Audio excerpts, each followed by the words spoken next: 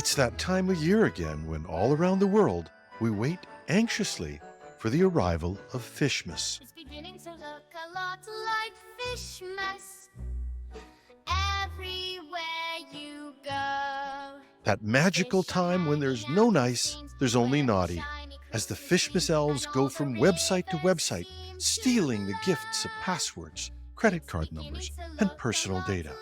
Huh? What was that? Oh, man, dozed off there for a second. Boy, what day is it? What day is it, boy? It's Phishmas, sir. Clever boy. Oh, David, you're here. Welcome to Cybersecurity Today, the weekend show. My guest today is David Shipley, and this is what we've called the research show. Both David and I are passionate about good research. We like research that's factual, where you can take away something useful. And that's where the examination and discovery comes into the picture. Because people, even the best research can give you just data. Notice I didn't say facts. People often confuse data with facts. What's the difference?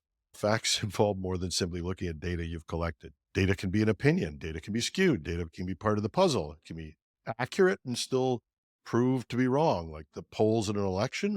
No, we won't go there. We're not going into the land of politics. So for data to make its way into the world of facts, you have to be able to extrapolate the impact of the data and ask yourself, what does the data mean? And that's where we can get into some neat things, like just because one thing happens at the same time as another doesn't mean they cause each other. We've all been through that. My famous example of there's a strong correlation between ice cream sales and drownings, but that doesn't mean that ice cream consumption causes drownings, but both happen in the summertime, which is my long-winded way of saying that oftentimes you have to dive deeper into the data, discuss it, and find out what you can take away that you can actually use. And in the spirit of Phishmas, which is like Christmas, only it happens earlier. Here's another correlation. The closer we get to Christmas, the more phishing that happens. And David, I'm going to open up with that. What is it about this season that makes everybody go nuts on phishing? First of all, I think a lot of criminal gangs operate on the calendar fiscal year. So it's Q4 for everybody right now, and they're working those numbers, right? So it's a busy time. But obviously, of course, the amount of pressure individuals are under at work is very high this time of year. The amount of personal pressure can be very high. This creates tremendous opportunity. And of course, the volume of communications and the incentives that the retail sector is putting out. There's a reason why Black Friday is Black Friday. For those not familiar, that is the point in time traditionally when retailers actually make their money, between this mid to late November and December 31st, right before the Boxing Day kickoff. This is the Super Bowl of retail. And in that environment is the perfect conditions for fraud, for success. You've got the human minds are prime. You've got the serendipity effect. This is something I think we need to research more about, how much more probable it is someone's going to click on an Amazon fish when there's so much thinking and doing about Amazon in that particular moment. Yeah. And you bring this up, and it's so funny because I started out in retail a long time ago selling jeans at Thrifty's Just Pants in Toronto on the corner of Church and Queen. And the thing that you pointed out was absolutely correct. I couldn't believe it, but you made all of your money in that Christmas season if you were a retailer. And then after Christmas, the sales and the margins went way, way down. And I was really amazed when we pile up all this stuff and put it into a sale at the exhibition ground. For anything that didn't go, they sold it for peanuts. Yeah. So there's the sheer volume of activity. And as you said, it's Q4 for these cyber criminals, or whatever you want to call them. And so there is a big increase. And we looked at this report. Speaking of our research, we've got this report that I'd gotten, which was the 2024 Online Holiday Retail Threat Report. It came from a firm called B4AI, which B4AI researchers analyzed 6,000 retail domains, and they found over 4,000 of them used retail keywords, brand names like Walmart, IKEA, Amazon, Flipkart, and then they'd manipulate these, adding words like shop, deal, and a thing called Typo-Squatting. Do you know what that is, David?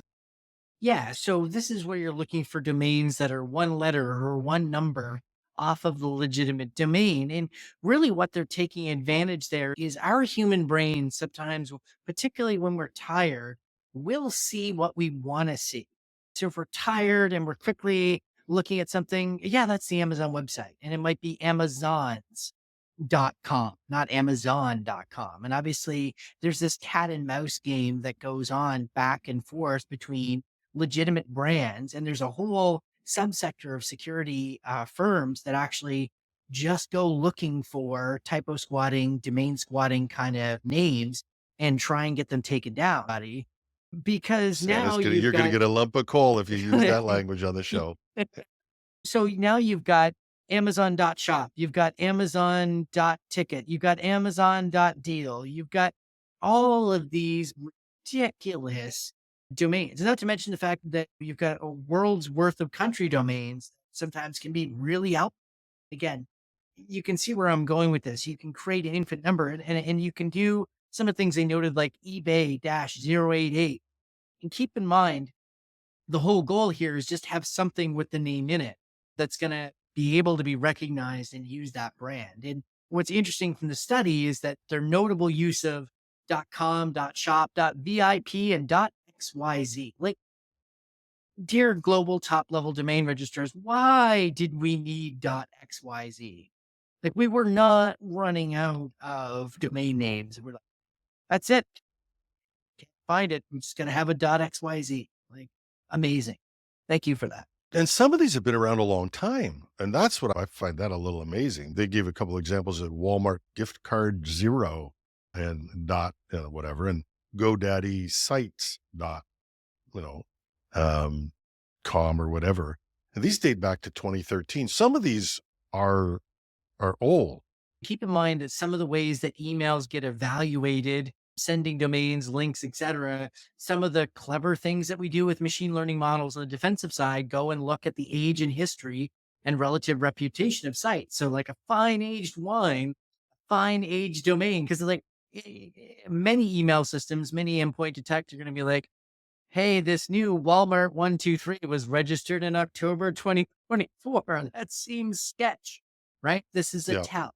So that's where it gets to. What I find funny is we don't know how many of these domains that were registered were by criminals or by people like David, who run security awareness companies. And we've got 200 Oh. fake domains, right? Yep. And so that's not answered in this research report. Like, there's no global registry of, is this domain a scam or is it a simulated scam? That's So a that's training scam. Yeah. trading scam. Yeah. Yeah. You Okay. know, So that might explain why some of them are around. And I would guess that they would trade hands and stuff too.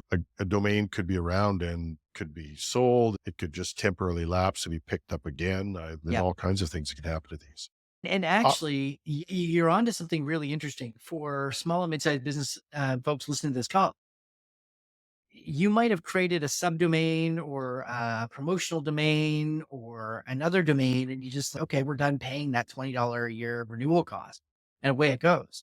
Like, recycled domains have incredible value on this side. So that's interesting to think about the digital environmental cost of domain name proliferation and domain name reuse and abuse, given the aforementioned point about reputational history. Yeah, and we haven't even gotten into the substitution of characters for domain names and some of the sophisticated stuff where you can actually use a different character that's from another language or another keyboard set and it looks like a one and you can do all of those things. Fact is, this stuff looks pretty convincing. So a lot of the stuff that we train people to do, which is to check out the URL, is that now useless?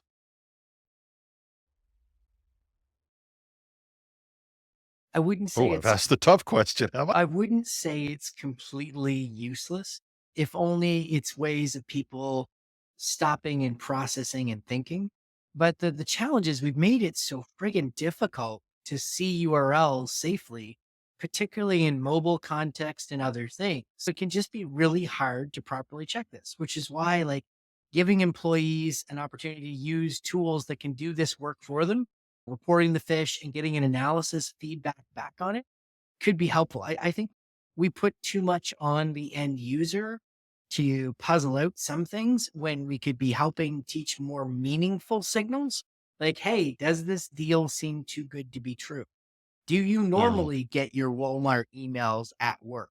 It's hard. But the other part is, and this is where some of our research work is leading us, is fatigue and the impact on the human brain and cognitive load.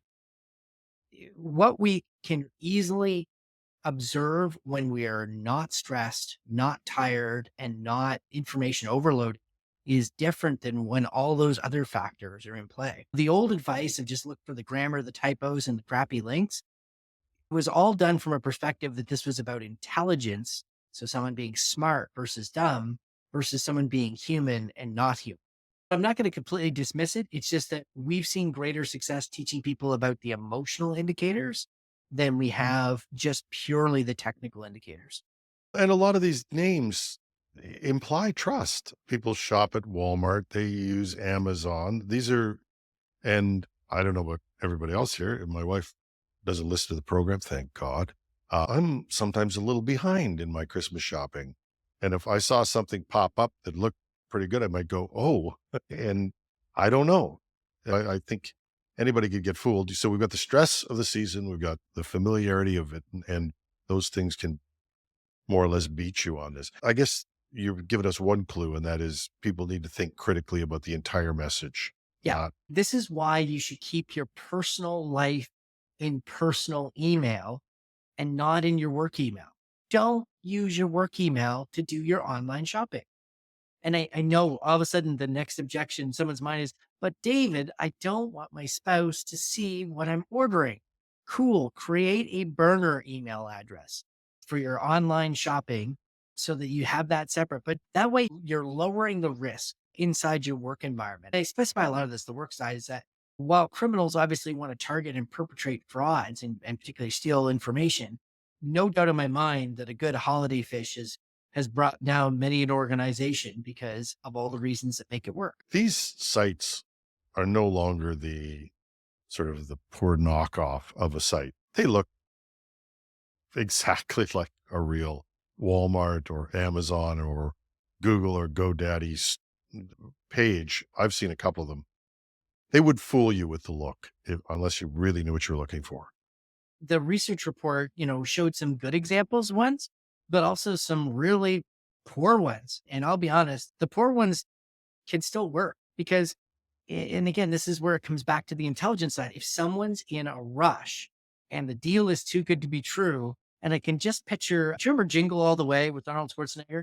And they're running for that toy because as negligent husbands, they didn't do what their wives told them, which was order it well in advance. And then they were running around the entire city in a very stressful way. But when you're now frantic and running through, your brain can work against you. So they don't actually have to be that good. Now, what's terrifying is, again, to your point, with AI, they are getting better and scalable and it's easier to clone and it's getting that cat and mouse game. What was interesting from the report that I thought was interesting was the amount of these sites that are trying to get people to download and install apps. That stood out. Yeah, I think the app thing is, I don't think it's new, but it adds a new dimension to this. And that is these fake apps from apparently legitimate retailers. And that's a killer because most apps have a login and you get comfortable with them. How do they, I don't know how they get them into the stores, but they do. And Yeah. And it comes down to too. Now, remember, this is also where the EU has not necessarily been our friends when it comes to cybersecurity and the whole issue of forcing the ability to use non Apple app stores in certain jurisdictions. And Android's had this for a while. You could sideload apps, you can use non Google app stores, and be careful where you shop and where you buy and where you install your stuff from. And some of these apps are just downright nasty in terms of their ability to go looking for credentials, keystroke capture, that type of shenanigans, because it's trying to steal your money. So that was interesting on that side of the report. yeah, the gift card thing is another one that happens at this time of year. In the example, and here's what's interesting, right? I'm just looking at the research report, and I thought this was fascinating. Following the steps to claim your $750 Walmart gift card, and they walk you through, just click the get started button. This is familiar language. enter your email and basic info, complete the product poll, complete several recommended deals, and claim your reward. So what's interesting here is it's just believable enough. Okay, I'm going to get a $750 real gift card. This is amazing. Oh, I just got to buy some stuff to get that. Oh, this is even better. And I'll get the deals and I'll claim my reward. It's great construction. But here's the beautiful thing about these criminals is that they learn, right? I've said this before in the podcast is that criminals are lazy, but they're not stupid. If they were, if they were just harder working, they would be legitimate business people. The fact that that this works means that they're going to continue to leverage it. Yeah. And so these things, you decide you're gonna actually get a free gift card from them, but you've given them all this information. So it's just a fake out to get you to give more information, and you're supposedly gonna wait for your $750 Walmart gift card. Yeah. And by completing the recommended deals, my guess is they're capturing all the critical credit card information, expiry date, CVV2, and away we go. And I would not be surprised if there weren't live operators behind some of these things, literally capturing these as they go and placing orders. And who knows, maybe they've actually sent some people a $750 gift card after they've stolen several $1,000s from them. Yeah, maybe I just looked at it wrong. I wouldn't believe the $750, but if you actually put $50 on that or $75 on that, I might believe it. And again, A/B testing is a hell of a drug.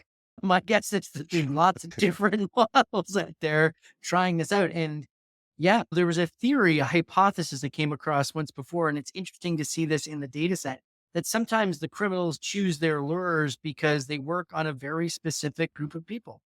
And that's an interesting hypothesis that in some ways they want to weed out the Jim Loves. A Jim Love might be the type of person who looks at this, Or they starts don't have to pay him as much because he's not stupid, but he's cheap. So it's interesting, right? And this is where we flag the risk of AI is that the ability to create and conduct A/B testing at hyper scale, at hyper speed is what keeps me awake at night about the future of phishing.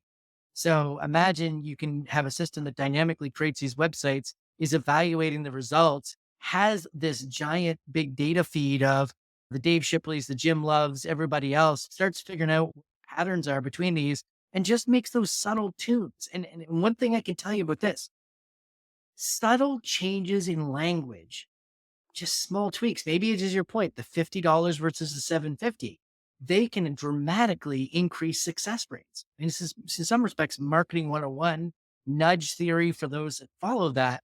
But this is where I start to think about this. And the sheer scale and size of these activities overwhelms any chance at an effective policing response. And I would add this we talk about the inflation crisis that continues to be a challenge for Western governments, and retailers are just getting hammered left and center, and they're pouring money, bucket loads of money, into fighting these surges. And that's just further eating into retailers. And that's bad news for all of us. Yeah. And we've talked about this before a lot. It is how you keep the sense of urgency and emotionality into to get people to get to that point where they're easier to fish. And if you're Canadian, sale, eh? I'm sure if you're American too, but these things are often not just gift cards. They're loaded with things like the biggest sale of the year, $1 billion sale, all of those things to keep the pressure on you. And I presume they do the same thing of trying to make it limited time offer and all those sorts of things. Yeah, listen, marketing works for retailers and for criminals. Marketing is the arms dealer of the human mind. Right? Ethical I get it. marketing uses effective messaging to create values between individuals and organizations. And like I used to be a marketer, probably still am in the broadest sense of the word, even when I'm a fisher of men, as they are. But at the same time, really, this is all about intent. And so the cool opportunity presenting yourselves in understanding how to combat phishing and social engineering is that none of this is about computer science. All of this is about psychology, marketing, neuroscience, criminology. And that's where we need to invest more time in. Yeah. And they get better and better at pursuing it. You talked about this having customer support available for these places that makes you feel like, oh, they've got customer support. They have to be real. And now, I guess with AI, it makes it even easier to have cheap customer support. Absolutely. And what was interesting in this report was noticing the use of chatbots to add some additional authenticity. Now, what I thought was interesting about this is I got thinking about how these chatbots, particularly if they're powered by AI, could be used to help push the deal. So they land on this phishing link. It's a website. It's got the Walmart offer that's too good to be true. David pops up. Hey, can I help answer any questions? Is this a scam? Of course not, David. This is a great offer, limited time for people just like you. And I'm happy to answer your questions. How does it work? You complete some orders, and because of that, you're going to get this gift card. So, you can go ahead and buy $750 and you're going to get it all back. Really? Walmart's doing that? Yeah. We want to increase our brand awareness. You can literally see how an evil LLM could be tuned to then further reinforce them. Yeah. Yeah. Yeah. And these are mostly focused on the consumer. You pulled up a report that talked about some of the things that were affecting the retailers. I think you had another report that you were looking at. Yeah, this was the Retail and Hospitality ISACs 2024 holiday season sort of trends. And this looks at it from the retailer perspective.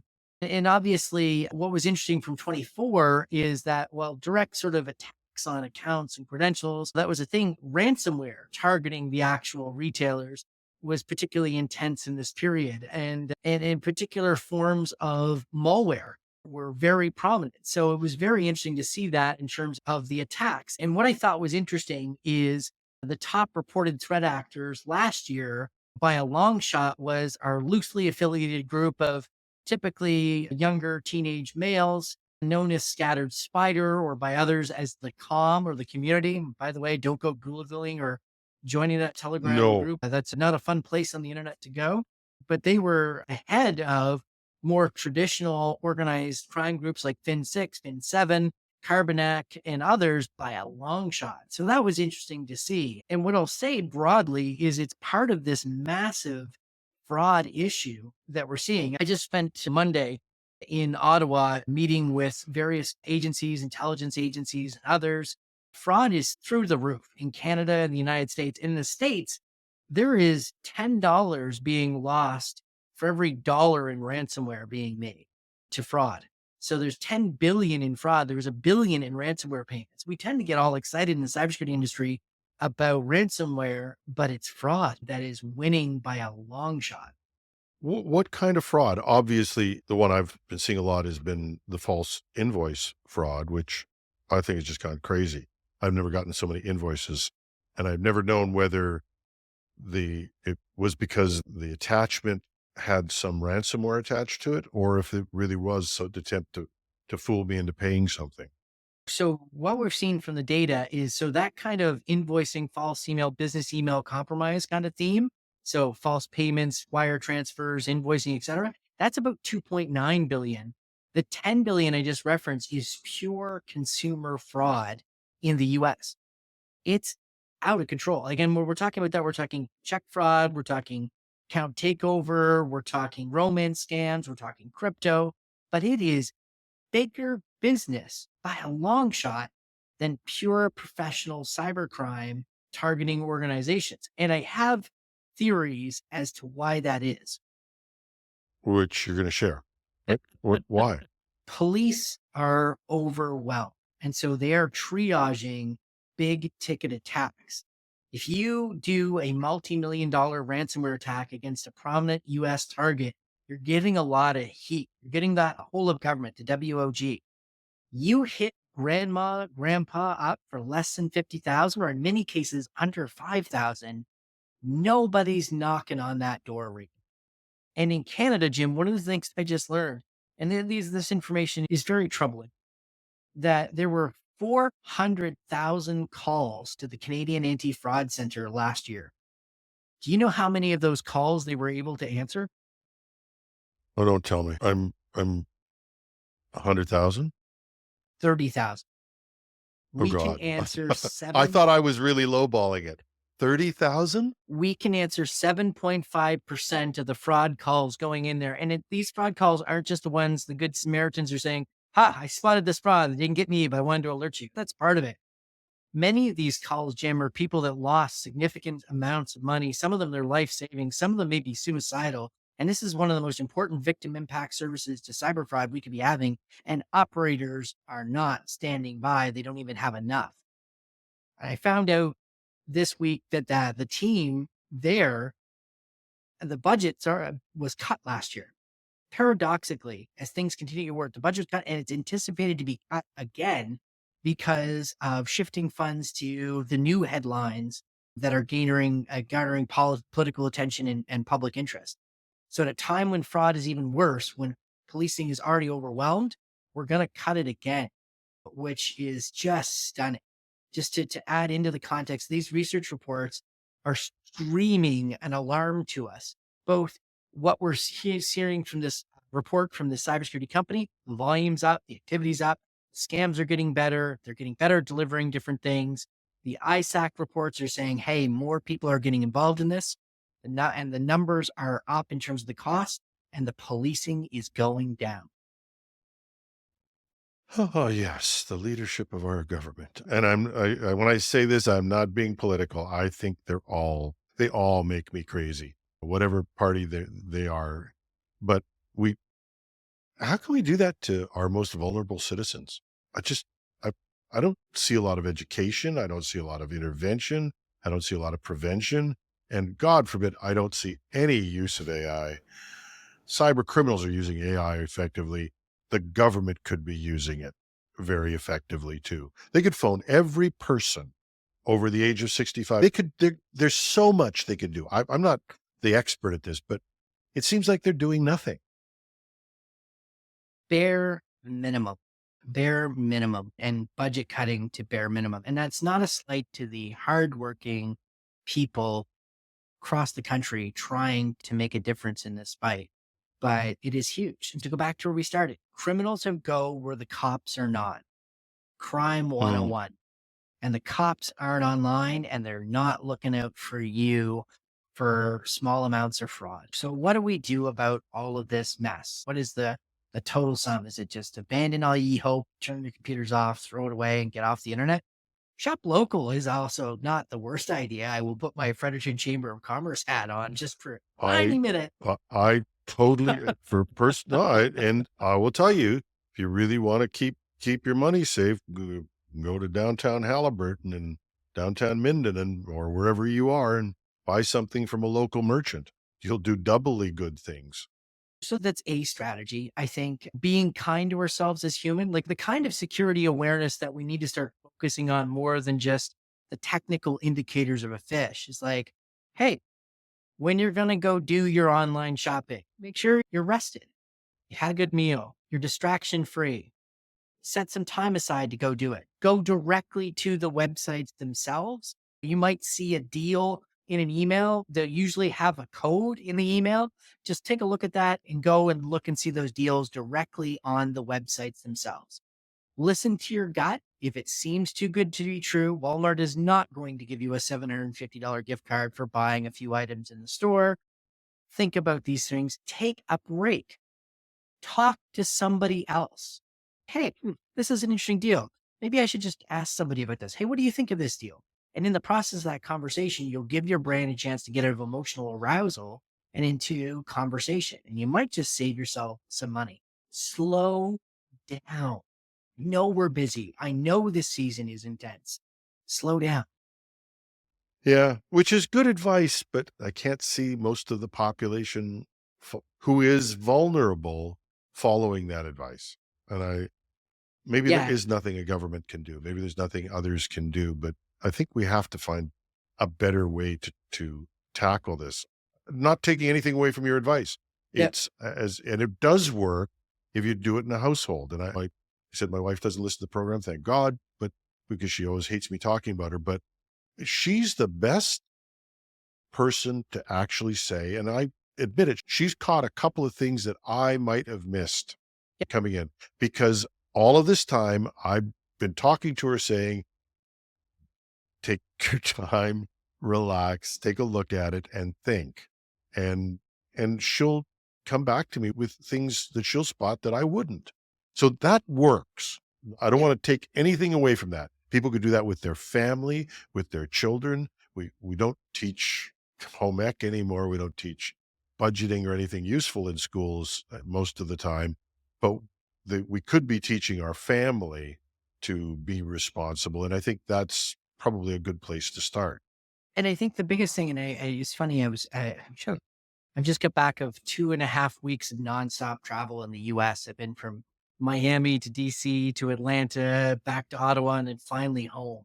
And Stalking you on LinkedIn. So yeah, been a lot of places. And one of the conversations I've had with a few people is leading with that empathy. And so it's in the cases of, there was this executive and her parents had fallen victim to a scam. And she was so frustrated, but it was like, remember, it's not about how smart or dumb people are. It's how human they were in that moment. And she said, as she was dealing with what happened to her mother, she was empathetic and she listened and she gave some advice about how to avoid this happening again. And it was more well received. And so less shaming, more listening, understanding, and setting people up for success. But on the theme of setting up for success, what are some of the other things we can do? Obviously, keeping your devices up to date. If you're doing online shopping, make sure that your machine is patched, has antivirus, has good hygiene. This is the equivalent of winter driving in Canada. Before you're going to go on a road trip winter driving, you should make sure there's this thing called winter tires. For those listening in the southern states, you may not be as familiar with those, but they are adapted for our winters. You make sure you got windshield washer fluid, a warm blanket if you break down, you got enough fuel, etc. These are the same things that are required for the information superhighway. Good, thorough planning and preparation make for safer travels and happier times. And just don't think that all this auto magic stuff is going to protect you on its own without you being an active participant in it. And I would think the other part of this that matters a lot, I think, how we educate people in context. We don't study this issue nearly as much. Angela Sasse is a prominent researcher in the European Union. She's done a lot of work about how we could be better informing systems to give interventions or educate users in context. And is there a role for online retailers and providers to potentially provide education to their customers in your personal profile, in other things, I was yeah. thinking about that. And there are things I'm always surprised when I hear people say things, and I wish they would do more of it. Like, the government of Canada will never ask for this information. They have all kinds of online contact with people. Adding a little of that, maybe that shouldn't that be a retailer's responsibility? Like a Walmart to say, a lot of people impersonate Walmart. If you need to figure out where they're impersonating us or not, call 1-800-Walmart. And again, these could be automated, but Yeah. I don't see enough outreach happening from retailers themselves. And part of this is, again, the margins for retailers are not been massive. These are not big tech companies. Yeah. And so I understand the profound thing that I'm saying. And just wondering, this is an opportunity for innovation, I believe. And in fact, transparently, we're actually doing some cool work with banks on consumer fraud education in their mobile banking app. And because for those bankers or others in the financial industry listening to this, and the populist tide is turning against banks in particular with respect to people losing money. And, the UK has made moves to hold banks accountable. There was a paper published by the Canadian federal government. The consultation period just ended, which was asking questions like perhaps banks should be on the hook for a certain level of fraud up to a point, which is a super bad idea. Because if people don't feel like they're going to be accountable and responsible for behaving safely, they won't. And that could increase fraud by 30 or 40% if the research we've done on people not feeling like they play a role in protecting their employer and falling victim to phishing. If I make that sort of hypothesis, if the rates are the same, we could be literally setting the fraud losses from 10 billion to 14 by saying the bank's going to pay for it. We're not going to see it. It's just going to get socialized across to everyone else. So I think shared responsibility model where there's a push to get people educated could help. Yeah. And there is we did a report on a study that really said that one of the reasons people would move is if they had heard something about their bank, about fraud that made them distrust their bank. Now, 100 years ago, when I was in financial services, back when we were, chipping the all of our records into stone, they were looking at people never changing their bank. You'd start banking, you'd stay at that bank forever. And we always found that there were these points where people would move: marriages, significant birthday or significant birth in the family, significant pivot points. And hearing about a major fraud or experiencing a major fraud may be one of those new points where people might switch. And that was what the research was saying.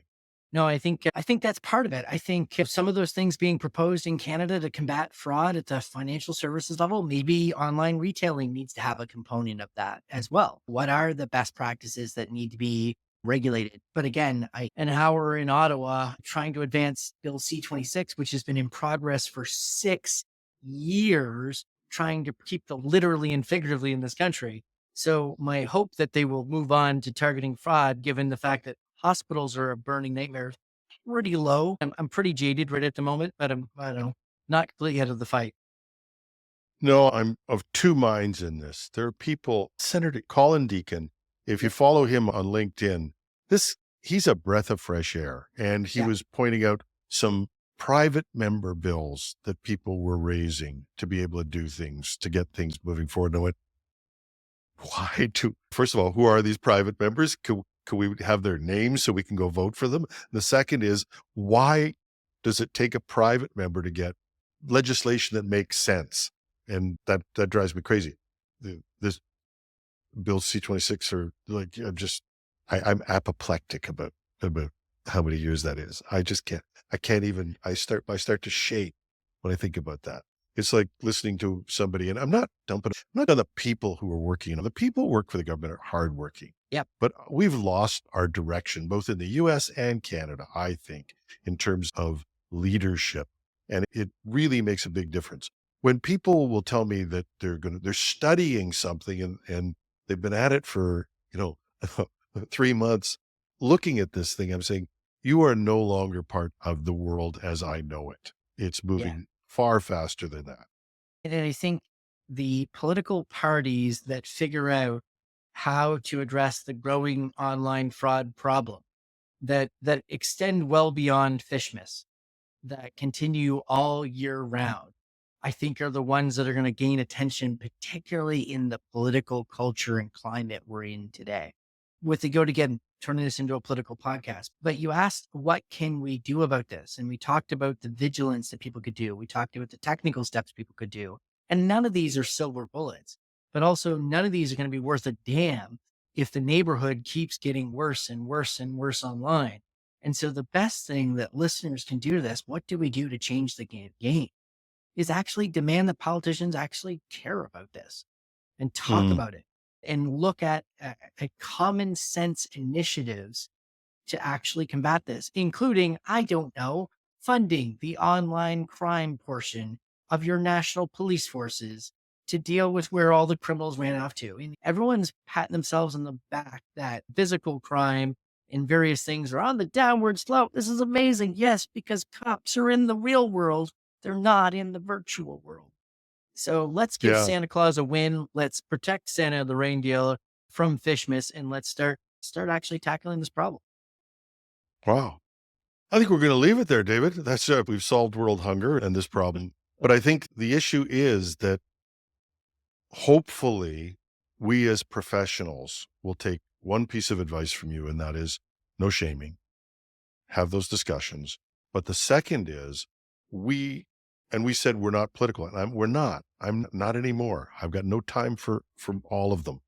But I know that they will do what people are excited about and what people talk to them about. So send your MPP or your MP a phishing email. No, not a phishing email, a regular email. Sorry, that just slipped out. Send them an email, or God forbid, when the strike's over, send them a real letter and tell them that you really do feel the fact that your grandmother or your grandfather or your elderly relative or somebody in your family could be defrauded, and they're not putting enough muscle behind it. And I think if we feel that way and we express ourselves, maybe we'll move the play just a couple more yards down the field. If we can save one more senior from heartbreak, if we can rescue one Christmas from holiday fraud, is that not worth quick email, a quick action to legislators? Everyone, I know we're trying to wrap up, but we all talk the big game about the holiday spirit. And maybe the holiday spirit also involves looking out for each other and thinking about a better next year and a better future. Because I would love to say that at the end of this podcast, this time next year, we'll say Phishmas was canceled. Not going to be next year. But I would love to say a day where, do you remember when there was a thing called Phishmas? And we've now turned the page on that. Wouldn't that be nice? Yep. It's only once a year, Mr. Scrooge. David, thank you. Thank you to our audience for listening to this. Hopefully we didn't get too morose about it, but we did want to really put out some of the research out there, talk about some of the things that were there, give you some insight to them. And if we hit the mark, let me know. If we didn't hit the mark, let me know. Editorial at technewsday.ca. You can reach me there. Thanks a lot. Thanks to my guest, David Shipley. Merry Christmas, David. We'll probably have one more show before then, though. Absolutely. I guess happy Black Friday, Cyber Monday to those that celebrate. I hope for a Merry Christmas, not a Merry Phishmas. And that's our show. We have links to the 2 reports. They'll be in the show notes. You can find those at technewsday.com or .ca. Take your pick. And once again, thanks for listening.